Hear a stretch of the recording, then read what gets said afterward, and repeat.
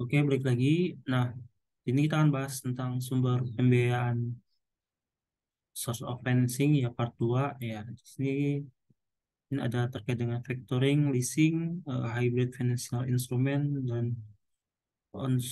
onshore offshore itu kita lihat ini apa masuk masuk ya. Hybrid.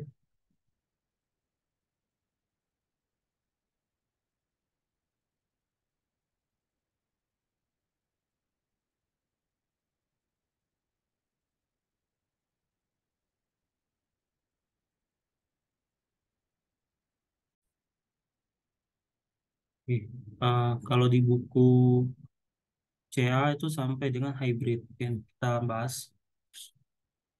Nah, sini kan ada factoring dan leasing. Nah, kalau factoring itu kalau misalnya kita lihat definisinya, yang paling mendekati lah ya, maksudnya yang sesuai dengan peraturan itu didefinisikan sebagai kegiatan pembiayaan dalam bentuk pembelian piutang usaha suatu perusahaan, berikut pengurusan atas piutang tersebut. Di sini ada transaksi eh, jual beli piutang.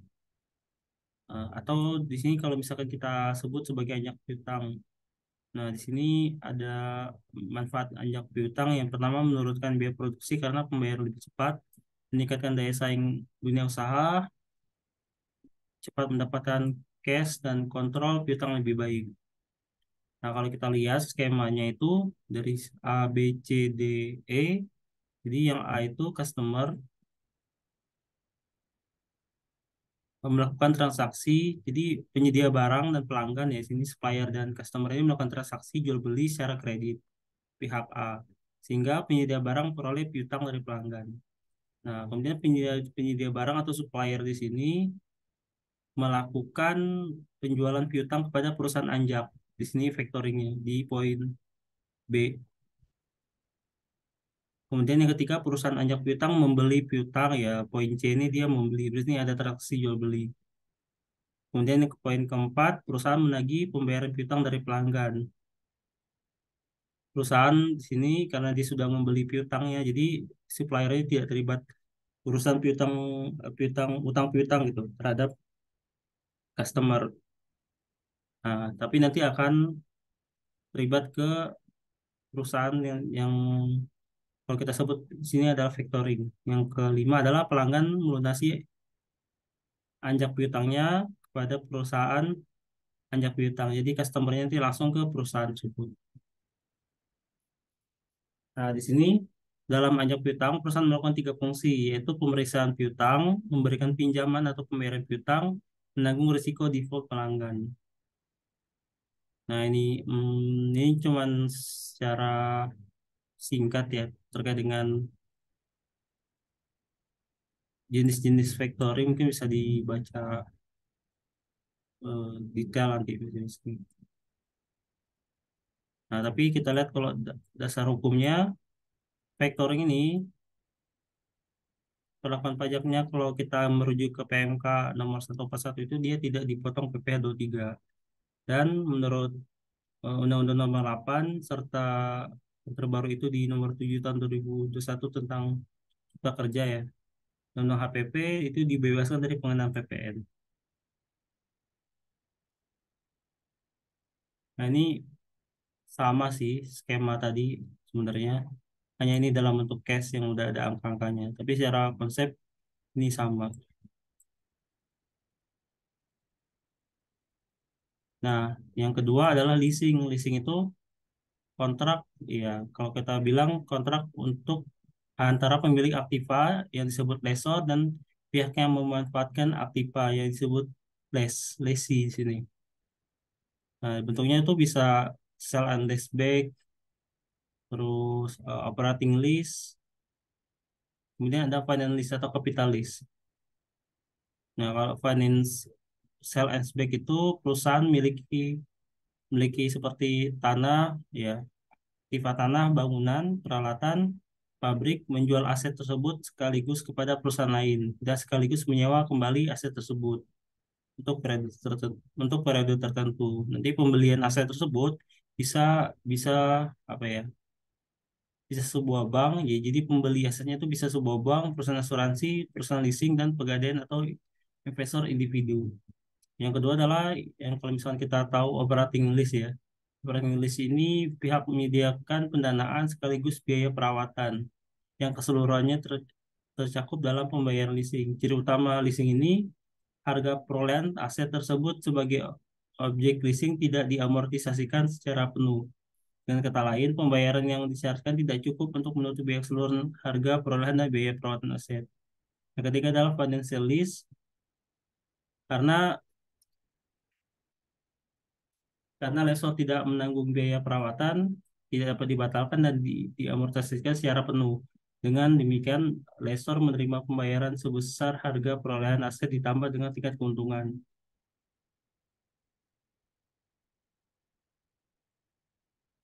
Nah, kalau regulasi, kalau misalnya dia bentuknya financial lease itu, kalau kita pakai KMK ini masih berlaku ya. Di KMK 11 tahun 9 ini, dia dikecualikan dari pengenaan PPN. Dia bukan objek PPh. Dan nanti lessor adalah, di sini lessor itu dikategorikan perusahaan pembiayaan atau perusahaan sewa guna usaha yang telah memperoleh izin Menteri Keuangan. Nah, untuk yang operating list ini pemilik aktiva memperoleh manfaat atas kepemilikan aktiva tersebut. Contohnya penyewaan mobil, gedung perkantoran, dan juga bedanya financial lease dan operating lease ini biasanya di jangka waktunya. Kalau operating lease itu akan bisa lebih pendek gitu. Kalau yang financial lease itu juga financial lease itu akan lebih panjang dan dia biasanya dicatat di aktiva sewa guna usaha kalau di neraca. Nah, kalau misalkan operating lease ini dia penyerahan modalnya dikecualikan dari objek PPN, dia tapi termasuk objek PPh. Nah, objek PPN-nya kalau misalkan tarif yang terbaru ya 11% ya, tergantung nanti tahunnya, dan dia juga dikenakan pasal 23 tarif 2% dari nilai bruto atas nilai bruto dari sewa. Nah, kalau misalkan dia sewanya bentuk tanah dan bangunan dikenakan tarif final 10%. Jadi kalau KMK itu mengakses gitu bahwa ini suatu sewa itu termasuk ke dalam sewa guna usaha dengan hak opsi itu apa atau tidak gitu. Jadi yang dimaksud dengan sewa guna hak opsi itu ya sewa guna financial lease ini gitu, financial lease. Nah, ada tiga kriteria menurut KMK. Yang pertama, jumlah pembayar sewa guna usaha selama masa sewa guna usaha pertama ditambah dengan nilai sisa barang dan modal harus dapat menutup harga perolehan barang, modal, dan keuntungan lessor. Jumlah pembayaran sewa pertama guna sewa guna usaha pertama ditambah dengan nilai sisa barang modal, harga perolehan modal, dan keuntungan lessor. Nah, kemudian masa sewa guna usaha ditetapkan sekurangnya 2 tahun untuk barang modal golongan 1, 3 tahun barang modal golongan 2, dan 3 dan 7 tahun untuk bangunan. Kemudian perjanjian sewa guna usaha memuat ketentuan mengenai opsi bagi lease. Jadi kalau misalkan dia ada opsi opsi beli itu sudah bisa didefinisikan sebagai financial lease atau sewa guna dengan hak opsi. Nah, kemudian yang kedua adalah hybrid. Oh ya, kalau nggak salah depresiasinya sini ada nggak ya? Bentar ya, kita lihat.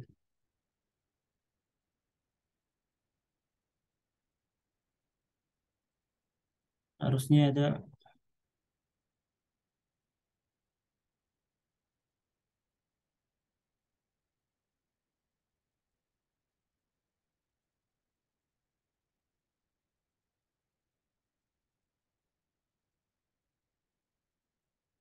Nah, ini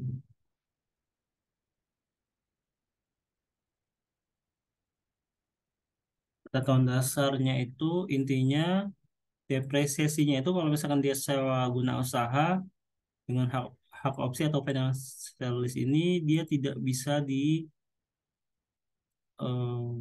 dijadikan pengurang pengurang ini pengurangan penghasilan atau dia non deductible.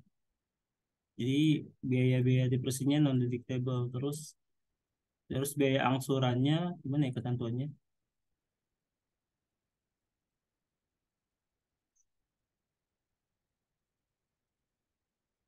Ini ada biaya angsurannya itu bisa di deductible. Jadi biaya-biaya yang dibayarkan untuk membayar angsuran tiap bulannya itu bisa dijadikan apa ya? Deductible expense.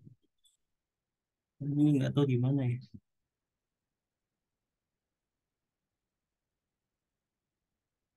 Nah ini, jadi kalau penyusutan itu ya jadi tidak boleh melakukan penyusutan.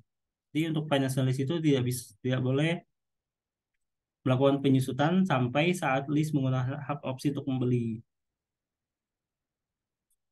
Nah, setelah listing menggunakan hak opsi, kemudian lesi bisa melakukan penyusutan dan dasar penyusutannya adalah nilai sisa atau residual value barang modal yang bersangkutan. Kemudian pembayaran sewa guna usaha yang dibayar atau terutang oleh lesi kecuali pembebanan atas tanah merupakan biaya yang dapat dikurangkan dari penghasilan bruto lesi. Jadi pembayaran sewanya itu bisa bisa dibebankan gitu, kecuali dia atas tanah, atas tanah. Ya, bisa dikurangkan atau deductible expense. Nanti kita akan ada sesi khusus ya bahas soal hitungan, bahas soal latihan terkait ini. Kemudian lesi tidak memotong pajak masing 23 ya di sini ya, dia tidak dikenakan PPh 23 ya. Kalau untuk misalkan dia hak guna dengan apa namanya? Dengan opsi atau financial lease. Nah itu. Nah kita lanjut lagi ke hybrid instrumen. Jadi hybrid instrumen ini kalau kita lihat di sini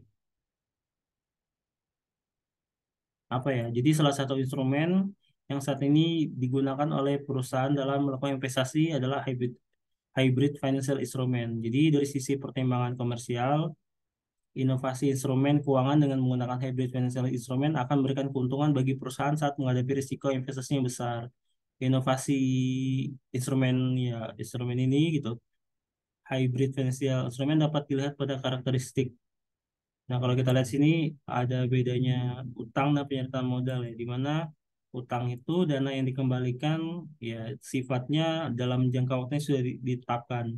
Sementara kalau modal dana yang hanya akan dikembalikan pada saat likuidasi. Jadi dana awal gitu pokoknya. Nah, imbalan dari utang harus tetap dibayar meskipun penerima utang dalam keadaan merugi. Kalau modal, imbalan modal itu ya tergantung dari performa penerima modal. Kemudian dalam keadaan likuidasi, pemberian pemberi utang memiliki hak prioritas untuk aset. Kalau ketika ada likuidasi, kreditor ini dia punya hak untuk dapat bagian yang lebih prioritas gitu atas asetnya. Nah, kalau modal ini ya bagi pemberi modal pemegang saham merupakan hak tagih terakhir setelah kreditor. Kemudian pemberi utang memiliki kontrol atas perusahaan, kemudian pemberi modal memiliki kontrol atas perusahaan. Oh ya, kalau utang itu tidak memiliki kontrol, kalau modal itu udah harusnya sudah memiliki kontrol ya, tergantung nanti dia kepemilikannya berapa persen. Nah, contoh instrumen ini ada preferred stock, perpetual debt, perpetual convertible preferred stock dan sebagainya. Nah, di sini ada ilustrasi kalau misalkan kita lihat di buku itu, jadi ada subjek pajak dalam negeri perusahaan di negara B dibiayai oleh nih, SPDN perusahaan di negara A dengan instrumen yang dikualifikasi sebagai ekuitas di negara A, tetapi di negara A itu dianggap instrumen itu sebagai ekuitas, tapi di negara B itu sebagai utang. Nah, apabila pembayaran saat ini dilakukan berdasarkan instrumen, maka pembayaran dari B ke A, jadi kan perusahaan di negara B itu, nah berarti kan B-nya itu dapat dana nih dari A. Nah, nanti tapi kondisinya adalah si A-nya itu mengakui instrumen itu sebagai modal dan B itu mengakui sebagai utang. Nah, apabila si B ini bayar ke A, maka B maka pembayaran dari B ini kepada A atas transaksi hybridnya ini dapat dikurangkan oleh B dengan tujuan pajak di negara B untuk tujuan pajak negara B. Ya karena dia kan dia bayar nih, B itu bayar ke A. Nah, biaya untuk pembayaran ini itu dapat dikurangkan karena si B ini menganggap itu sebagai utang. Nah, bagian A pembayaran tersebut dianggap sebagai dividen yang dibebaskan untuk tujuan perpajakan negara A. Jadi dia nerima B itu misalkan B bayar ke A menerima uang. Nah, uangnya itu dari pembayaran maksudnya pembayarannya itu akan dianggap oleh A itu sebagai dividen. Jadi kayaknya bukan bukan lagi dianggap sebagai penghasilan gitu. Sebenarnya nanti kan ketentuannya beda. Jadi dia langsung dianggap sebagai dividen dan di sini em, catatan mungkin itu bagi A itu pembayaran tersebut dianggap sebagai dividen yang dibebaskan untuk tujuan perpajakan di A. Jadi hasil dari skema hybrid financial instrument ini menciptakan pengurangan beban bunga di suatu negara, namun tidak terdapat penghasilan yang dicatat sebagai penghasilan kena pajak di negara lainnya atau deduction or no inclusion. Atas kasus ini dapat dikatakan telah terjadi double non taxation atas pembayaran dari B kepada A.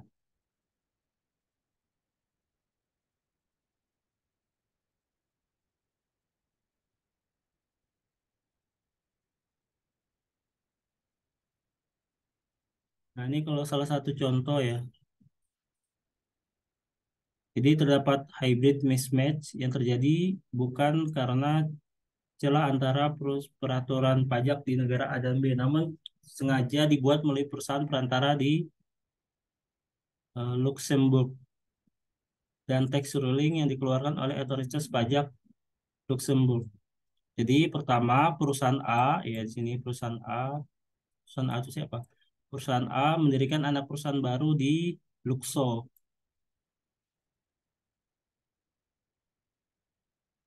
perusahaan baru di Luxo nih. Oh, sorry, mendirikan anak perusahaan baru Luxo, namanya Luxo, perusahaan barunya di Luxembourg. Nah, perusahaan A ini melakukan penyetoran modal 1.000 ke Luxo. Perusahaan A itu siapa ya? Bentar.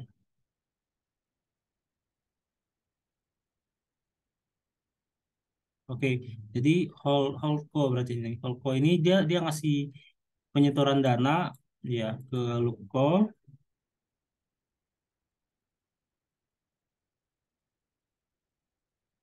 Luxo tuh dia ngasih dana ke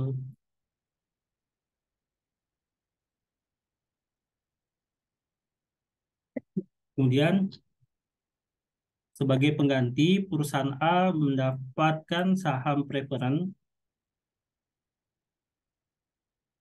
ya, ya bukti penyetoran modalnya.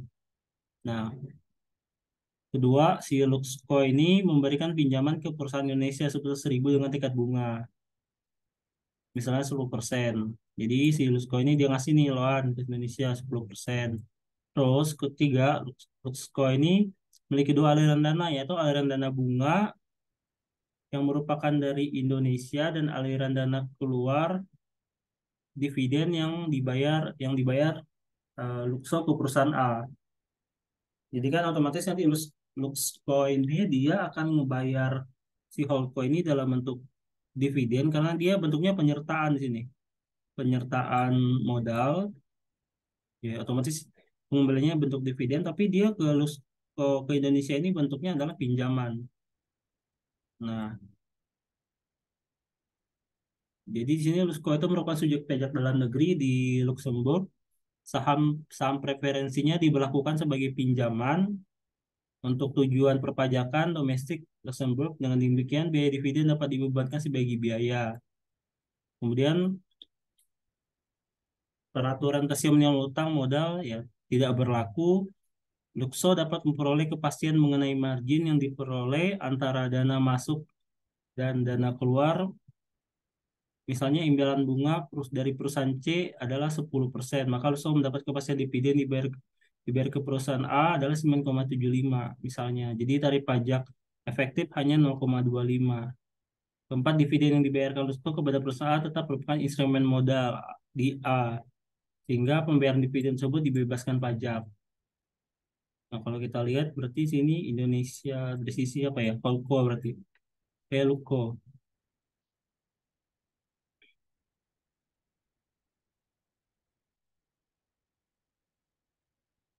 Ntar, Kolko ini berarti dia ngasih pinjaman nih. Otomatis dia bentuknya adalah 110%.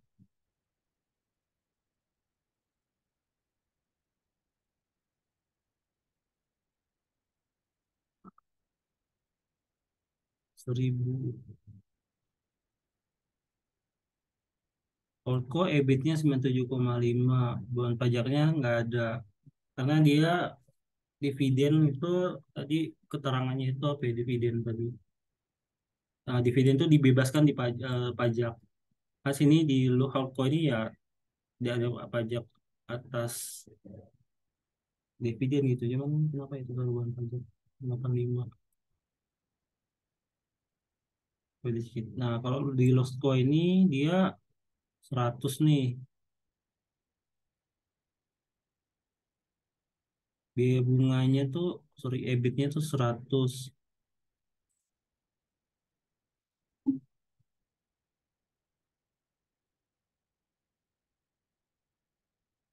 Interest expense-nya tuh 97,5. EBT-nya 2,5. Terus ada kena pajak tuh 9%. EAT-nya, terus ini beban pajak negaranya 0,7.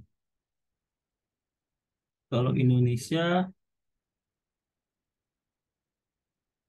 itu coba EBT-nya, beban bunganya 100, kena 10% tadi, EAT-nya withholding tax 10%. Ya karena kan dia ada pembayaran bunga nih di sini, kena PPh 6 kayaknya. Tapi subsidinya tuh 10%.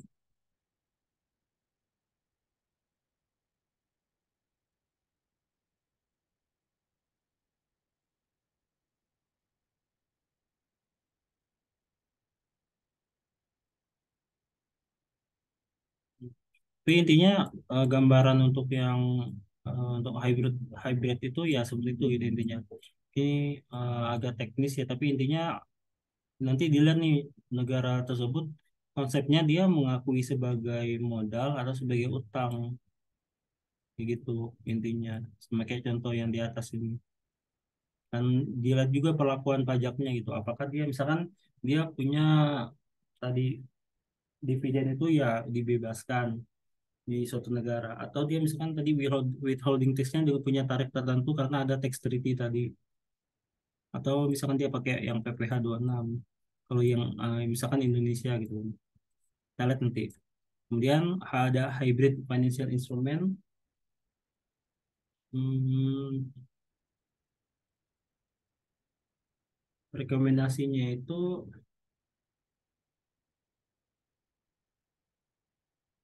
ya, kalau di sini contohnya apa ya, di sini tuh instrumen aransemen instrumen keuangan hybrid, rekomendasinya tidak diberikan pembebasan atas pembayaran dividen yang diakui sebagai biaya. Nah, ini bisa rekomendasinya bisa menolak pengakuan biaya dari pembayar dianggap sebagai penghasilan normal atau perusahaan afiliasi dan rancangan terstruktur.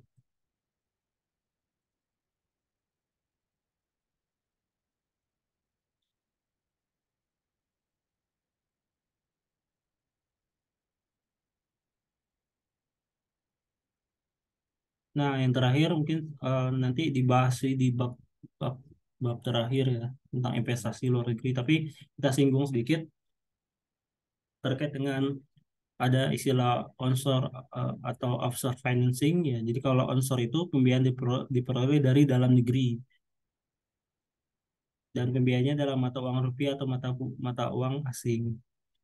Jadi pembiayaannya secara internal gitu. Kemudian pembiayaan dengan fasilitasnya mengikat ataupun tidak mengikat. Nah, aturan perpajakannya, oh ya, kalau offshore itu kebalikannya. Jadi pembiayaan diperoleh dari luar negeri dan pembiayaannya itu dalam bentuk uang asing. Sini aturannya ya tata cara persetujuan pengendara pajak berganda, terus tax treaty, kayak gitu sih. Nah, mungkin gambaran ininya kalau misalnya kita dari onsource yang tadi internal, ada bisa dalam bentuk pinjaman bank di PPh tiga. Terus sorry, pinjaman bank ini bukan objek PPh, jadi misalkan kita menerima pinjaman bank itu dia tidak dikenakan objek PPh tiga. Terus ada obligasi dalam negeri di PP 91 tahun 2001 itu dikenakan obligasi itu adalah 10%. Yang dikecualikan adalah WP dana pensiunan, WP bank. Kemudian pinjaman antar perusahaan itu kita melihat lagi merujuk kepada pasal 18 ayat 3 tentang kewajaran dan kelazim usaha. Dan terakhir kalau kalau pinjam antar perusahaan itu kalau dia memang tidak punya hubungan istimewa ya dikenakan PPh pasal 23 15%.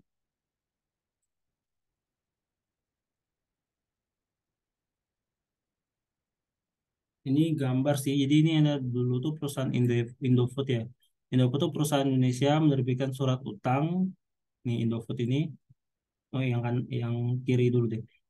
Nah, Indofood ini dia menerbitkan surat utang dalam rangka pengumpulan dana pinjaman dari pasar internasional melalui satu perusahaan perantara. Nah, jika Indofood menerbitkan surat utang secara langsung, ya jadi kalau dia misalkan langsung nih ke, ke note holder di sini di JP Morgan, maka pembayaran bunganya itu akan dikenakan ya ketika dia membayar bunga ke note holder ini dia akan dikenakan 20%. Tapi kalau dia ke SVP dia akan kena 10% tax holdingnya. Karena di sini lihat dari perjanjian tax treaty-nya ya. Kalau ini kan case lama. Di case saat itu case pada waktu itu ketika dengan UK yang di JP Morgan itu dikena tax treaty PPh 26 20%. Nah, tapi dengan Mauritius ini ada istilahnya withholding tax 10%. Tarifnya lebih rendah. Nah, tapi SPV dan SPV ini ternyata dengan UK ini ya mereka withholding tax-nya adalah nol. Nah, yang jadi kasus itu kalau kita lihat dari background dan fakta, jadi wajib pajak merupakan perusahaan yang terdaftar di Indonesia dan mengikat perjanjian dengan PT XYZ BP. Perusahaan yang terdaftar dan berkedudukan di Belanda, selain memberikan pinjaman, XYZ BP juga menerbitkan guarantee notes. Nah, isunya adalah kalau kita lihat penerapan PPh pasal 26 yang diterapkan oleh wajib pajak adalah 20% karena XYZBP tidak memenuhi beneficial owner sebagaimana yang dimaksud dalam pasal 11 P3B. Jadi yang SPV ini yang BP ini dia sebenarnya tetap kalau sini isunya adalah dia diterapkan 20%. Kenapa? Karena dia tidak memenuhi konsep yang namanya beneficial owner sebagaimana yang masuk pasal 11 P3B. Indonesia dengan Belanda. Masalah itu ada ketentuan apa ini kita cek ya, kita scroll ke bawah. Nah, tapi dari sisi perusahaan tidak setuju karena berdasarkan dokumen yang diterbitkan otoritas pajak Belanda, perusahaan SPV-nya ini dapat diketahui bahwa XYZ BV ini telah memenuhi kriteria beneficial owner Belanda. Jadi kayak kekekahan gitu melihat perspektifnya. Nah, rujukan yang dipakai itu ya Per 25 2010, Per 25 2018. Nah, kalau kita lihat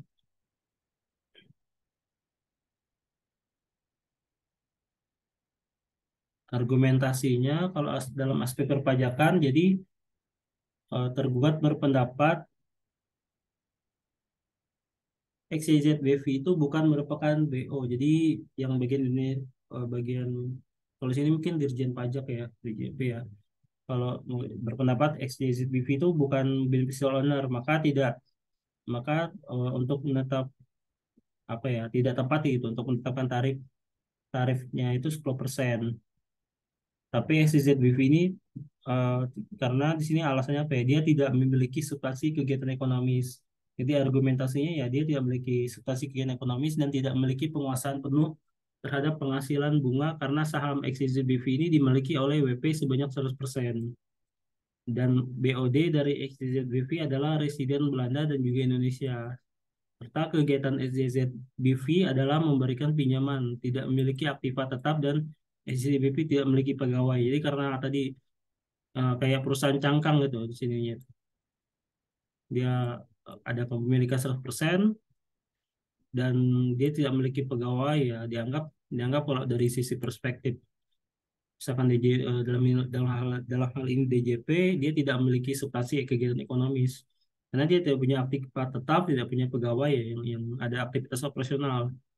Nah, tapi dari sisi aspek hukum kalau kita lihat PT XYZ itu tidak dapat langsung menggunakan ketentuan langsung pajak berganda. Dalam hal ini, ketentuan domestik negara residen atau Belanda lebih kuat untuk menentukan BO. Jadi, untuk kriteria BO yang apa ya, secara hukum itu yang valid itu ya tidak hanya apa tidak hanya dari perspektif satu sisi gitu.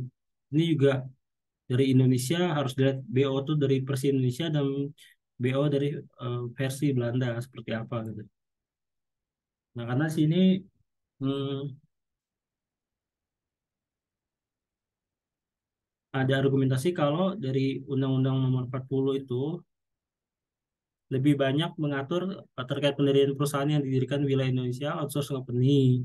Karena dasar hukum pendirian perusahaan untuk outsource atau bukan di Indonesia itu jadi yang mengikat dia itu hanya aktivitas bisnisnya tapi tidak pada subjek hukumnya. Jadi ya emang di aturan kita sendiri di Indonesia sendiri ya peraturan itu apa ya banyak lebih ke mengatur tentang outsource company gitu ya. Jadi perusahaan-perusahaan yang masih dalam wilayah Indonesia. Nah, sedangkan untuk yang dia dasar hukum untuk yang offshore atau yang berada di luar bukan di Indonesia itu tidak bisa mengikat itu. Nah, itu. Nah, itu sekian sih untuk eh, materi dari sumber pembiayaan part 2. Selanjutnya nanti akan kita bahas juga tax planning penghasilan usaha ya. Dari mulai angsuran PPh 25, pengelompokan penghasilan, terus selisih kurs,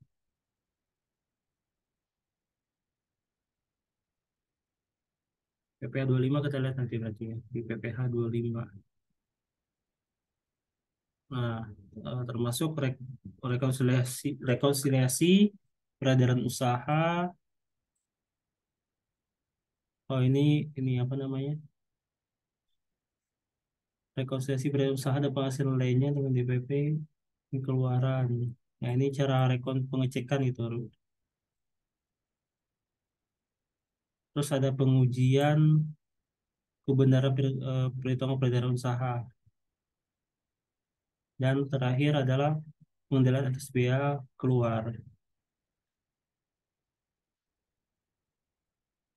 Jadi nanti kita coba gali lagi ya tentang materi ini. Sampai ketemu di video berikutnya. Terima kasih.